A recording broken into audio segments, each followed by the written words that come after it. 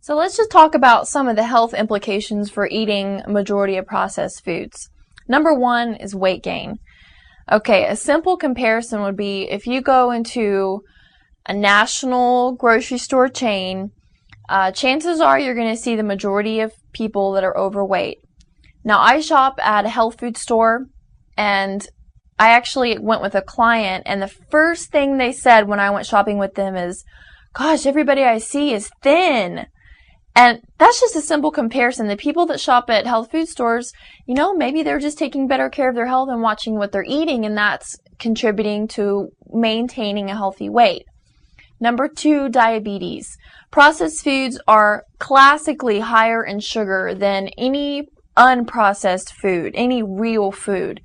So we're consuming tons and tons and pounds of sugar every year, and that causes tissue inflammation and tissue damage, which is going to tax our pancreas, which is responsible for insulin release, which obviously is related to diabetes. Okay, another result would be heart disease. Processed foods are packed full of trans fats. Now, there has been some recent legislation saying that trans fats are no longer allowed. I know New York passed a law regarding that issue. But, characteristically, processed foods are going to have trans fats. And the problem with trans fats is they lower your good cholesterol, which is your HDL, and they raise your LDL, which is your bad cholesterol. So while we're talking about grocery shopping, I have a story that you might kind of see yourself in.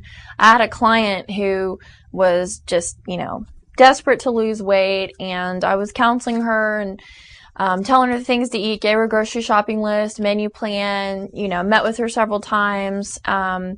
And over a couple of months, she wasn't really showing any results.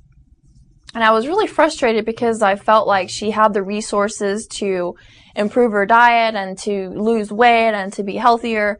And she kept saying, no, I'm doing all the right things. And, I looked at her pantry looked good.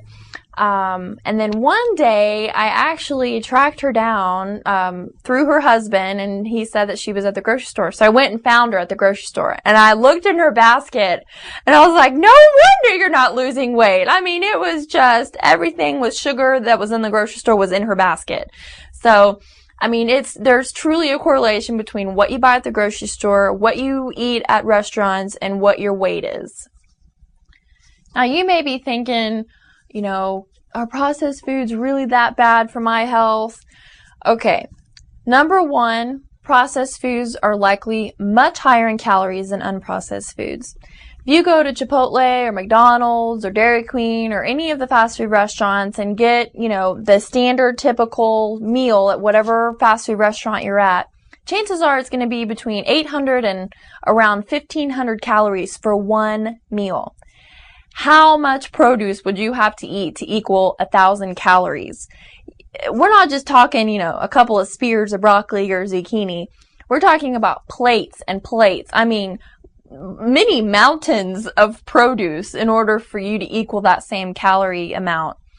Not only would you be eating pounds of fruits and vegetables to equal the calories, you would be getting a ton more nutrients in the fruits and vegetables.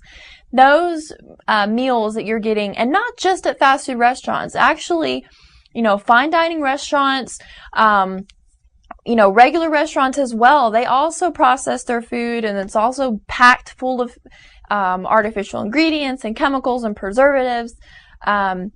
Those foods are going to be so much higher in calories and lower in nutrients than in any whole food that you could purchase.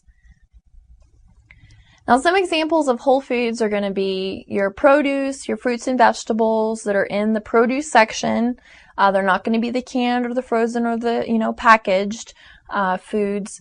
Also, it's going to be raw, unpasteurized, dairy products. It's going to be full fat cheeses and milks and yogurts. It's going to be your nuts and seeds.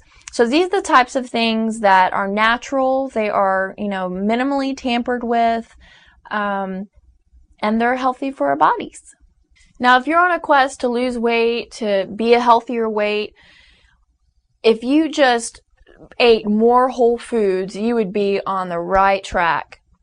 If you are eating a majority of processed foods, you're getting all these chemicals that actually are tricking your body into thinking that you're not eating enough. So you keep craving foods, and so you eat more, you get more calories, and you gain weight.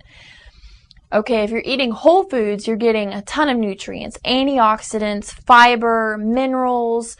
You're getting, I mean, there's even, I believe there's ingredients and there's, substances in whole foods that we haven't even really discovered yet, and they're beneficial to us. You're getting enzymes, you're getting all these things that your body needs to function properly. And so you're going to be less hungry because your body has everything it needs. On the other hand, if you're eating a ton of processed foods, you're constantly going to be hungry, you're going to be craving foods because your cells aren't getting what they need to function. Now, whole foods aren't necessarily organic foods, but they do share some similarities, namely that they're not just pumped full of artificial ingredients and chemicals. And there was a really neat study out by New Scientist Environment that it was about a 10-year study on the difference between organic and non-organic tomatoes.